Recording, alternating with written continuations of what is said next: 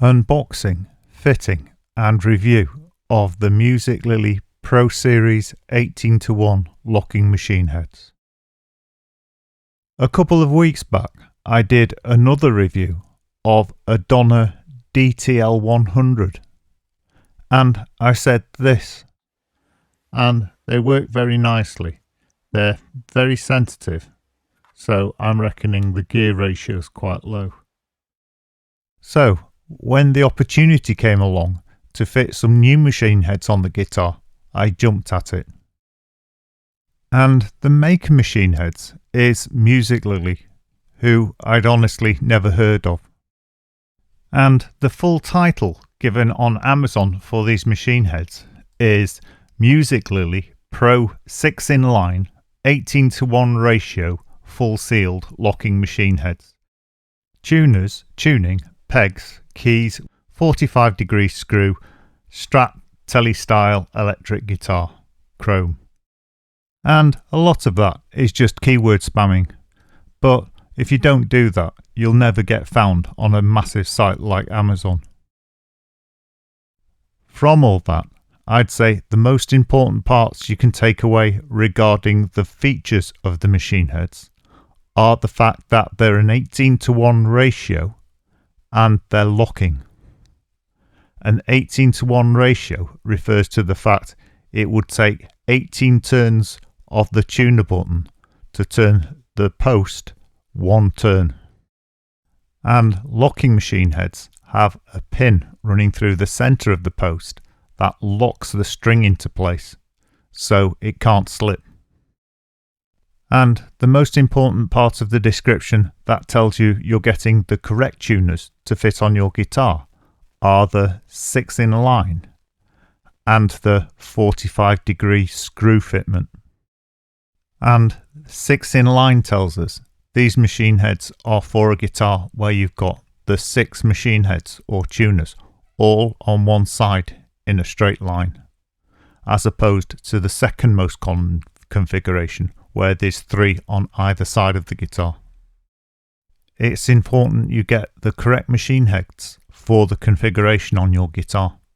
So if you've got a guitar with 3 machine heads on either side of the guitar, you have to get specific machine heads for that guitar.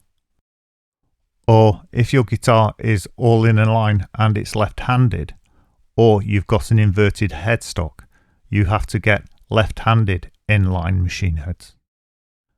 And the 45-degree screw angle refers to the mounting point where the machine head mounts to the headstock.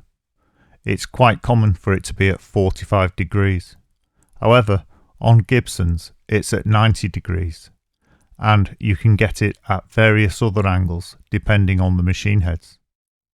And on many Fenders there's no screws at all, as there's studs that go into the headstock from the back of the machine head.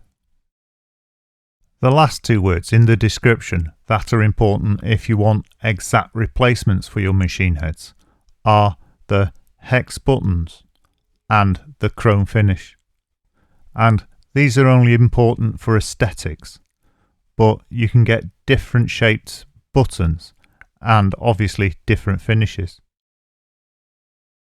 In the title, they've basically given you all the information you need to know you're buying the correct machine heads for the guitar. However, if you're still not sure, you can find more information about the machine heads further down the page. And whilst I'm on the Amazon site, I took a look at the Musiclily store, and it's amazing I've never heard of them before, because they've got an amazing range with all the parts you'll ever need to upgrade and modify your guitar. In this video, I've just done a quick rundown of the machine heads so you know why I've chosen them.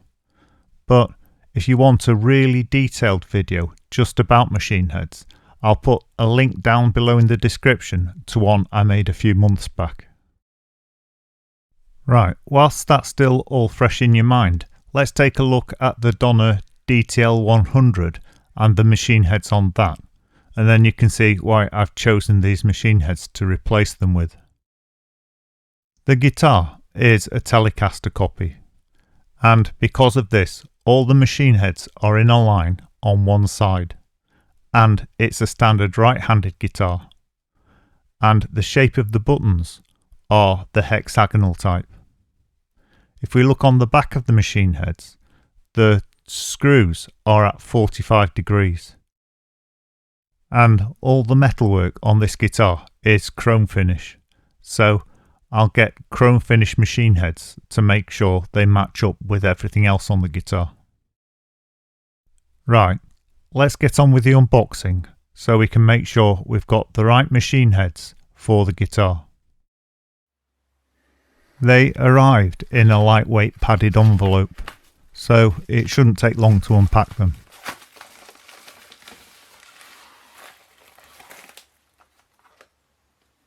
Inside the padded envelope, they're in a retail box with tuning machine written on the side and Musiclily emblazoned on the front.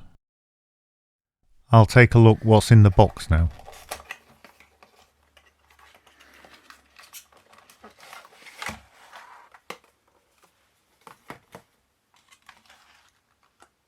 Inside the box are the machine heads, a bag of components for fitting the machine heads, some instructions, and a musiclily.com pic.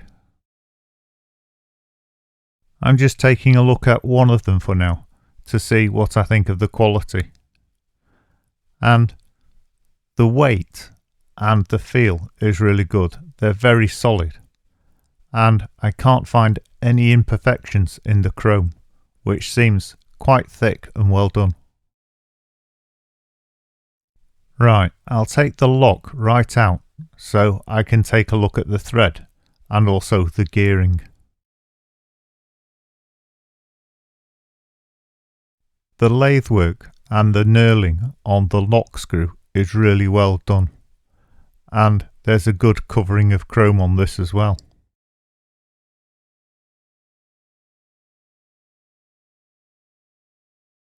There's absolutely no issues on this front.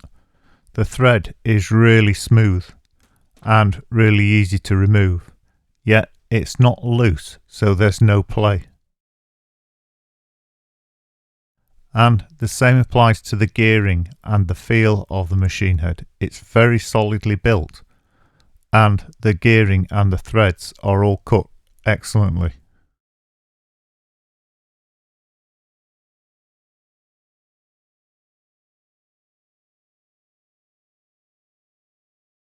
Look at that. You could never spin the lock screw back into place like that unless the thread was very smooth and clean. I'm going to try using a very high magnification to see if I can demonstrate the way the locking system works. Hopefully you can see the hole closing as the locking system moves into place. From the quality, you'd never know that these aren't expensive machine heads. I'll get the rest of them out now so I can make sure everything that I need is there.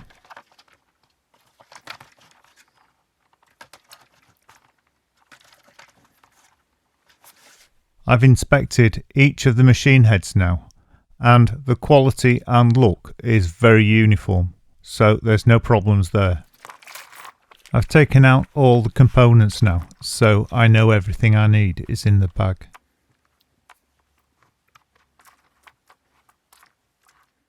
In the bag are 6 bolts, 6 washers and 6 screws. No more, no less. And they're the same quality chrome finish as on the machine heads. Right, before I go any further, I'm going to take a look at the guitar we're going to fit the machine heads on. And in particular, obviously, we'll take a look at the machine heads. And firstly, I'll take one of the new machine heads and compare them with the old machine heads to see if they match. And they sure do. Obviously, the old ones weren't locking and there's slight differences, but all the fitments are in the same place, and that's the important part. Now, before I remove the old machine heads, I want to do a brief experiment, and that is to find out what the ratio is on the old machine heads. And to do this, the first thing I'll do is put a capo across all the strings, somewhere between the first and third fret. It doesn't really matter. Then I'll remove one of the strings from one of the machine heads, and then I'll put a marker through the hole. This can be anything: a bit of a cocktail stick, a part of a thicker string, anything that will fit through the hole. I'm using a bit of PLA from a 3D printer. The next thing I want to do is line up the marker with something on the guitar to act as a reference point. And now all I have to do is wind the machine head right the way round so that the marker goes right the way round and back to the beginning. And as I'm doing this, I'll count the number of winds. One turn of the machine heads is obviously 360 degrees, so I'm turning the machine head in 2 movements. That's why it appears I'm doing 2 movements for every one I count. I make that 14:1, which is quite a good ratio, so I don't know why they're so touchy when you're tuning.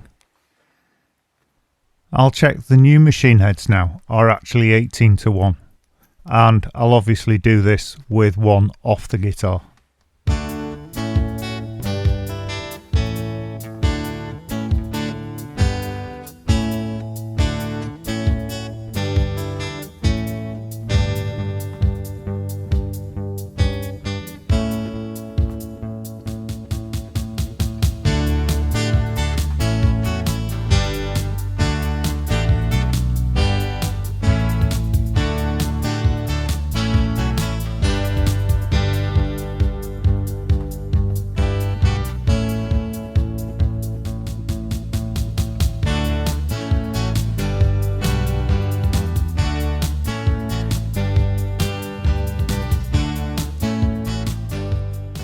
So I can confirm that they are as advertised at an 18:1 ratio, and the locks work and all the components are there to fit them.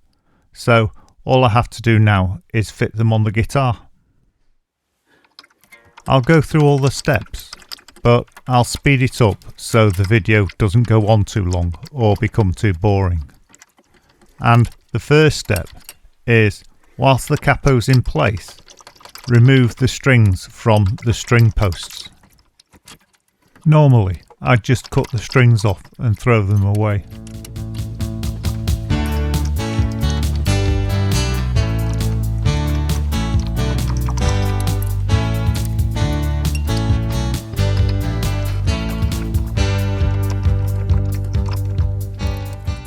The next step is to remove the bolts from the top of the headstock.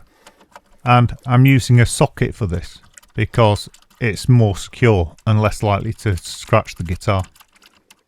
But you can use a spanner if you prefer.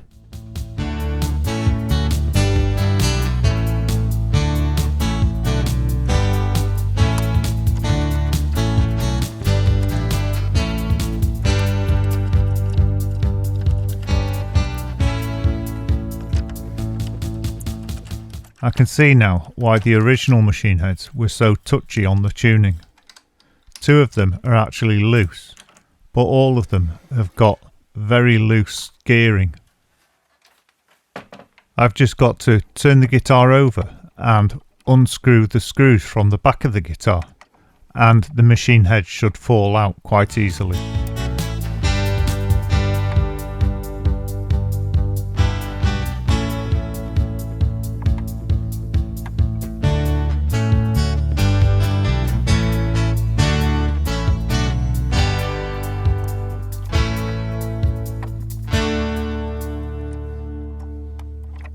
To fit the new machine heads, I'll firstly just put them into place and then screw them down.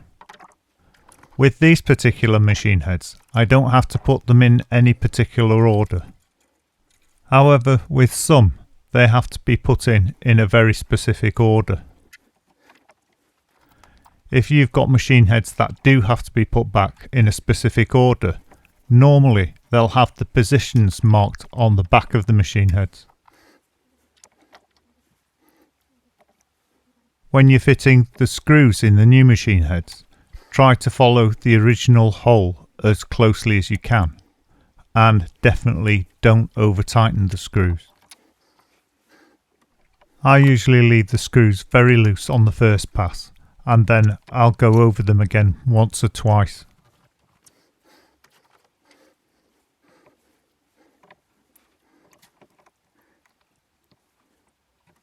Once you've got them screwed back into place, you can turn the guitar over and then put the washers in place first, and then the bolts, and then tighten them up.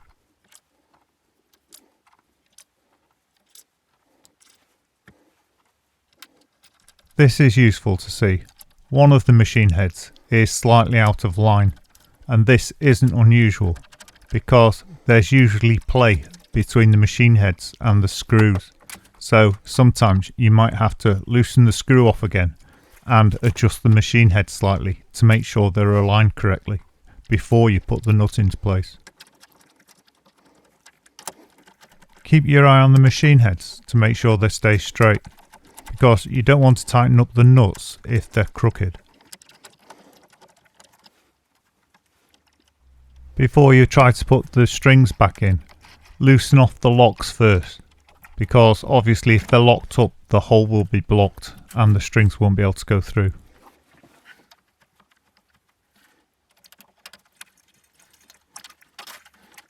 Normally, I'd never recommend reusing the same strings, because they actually lose tone and strength when they get work hardened, and they get work hardened by being bent about and stretched and pressure released and stretched. So I'd always put new strings on. But because this is a make I've never used before, and I didn't know when I started if I was going to be keeping these tuners on the guitar, I've left the strings on for now. However, already I'm pretty sure I'm going to keep these tuners on the guitar because they're far better than what I've taken off. Another reason I don't like reusing old strings is because where they bend they're very sharp and it's just too easy to end up scratching the guitar.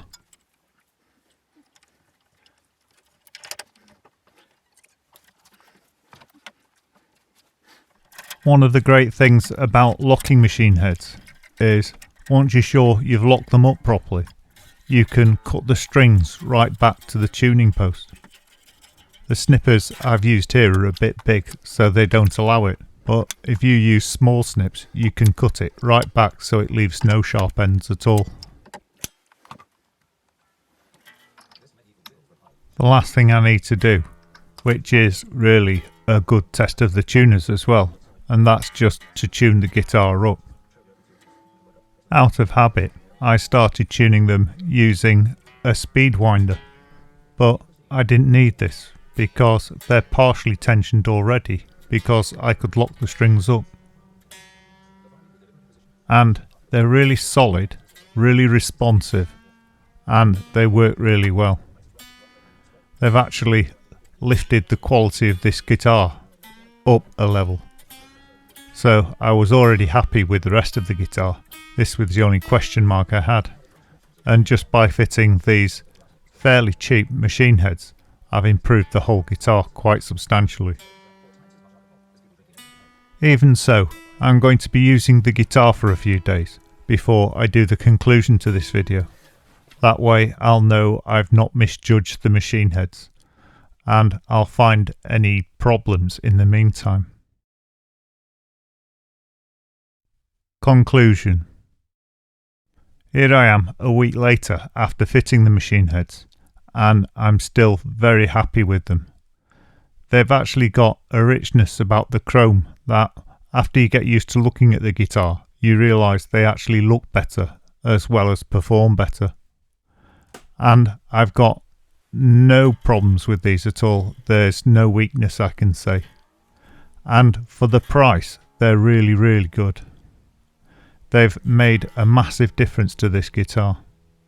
So if you're looking for cheap guitar tuners that you want locking 18:1, then I'd recommend the Musiclily ones.